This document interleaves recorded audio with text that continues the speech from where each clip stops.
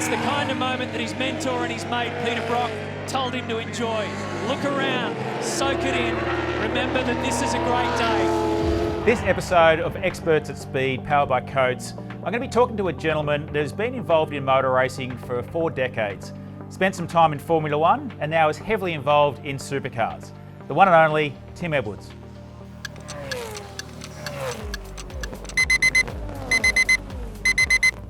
All right, Tim, are you ready to go? Sure am. Let's go. What's the most rewarding part of being head of motorsport? Well, I think when I see a motor race where you've got, competitive cars from both sides of the ledger, and they're qualifying, hundredths of a second apart and finishing not much more than that apart, that for me is a great result for the category.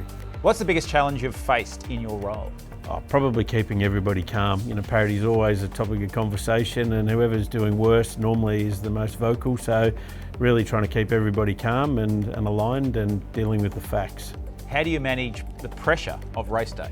Well, I think I've been doing this 37 or 38 years, obviously from a team perspective for many years before I joined Supercars. And so deep breathing, trying to focus on what's going on and block out some of the white noise. What's one key quality every team leader should have? You've got to be able to listen. How do you keep your team motivated during tough times? Make sure you thoroughly investigate whatever the subject matter is before you make a decision. Don't make any impulsive decisions. What's been your proudest moment in your career so far? Winning Bathurst in 2013 for the first time, and then also when I worked in Formula One, winning that race in 96, 97, whatever it was at Spa. So there's probably been 2. Who has been the most influential person in your career?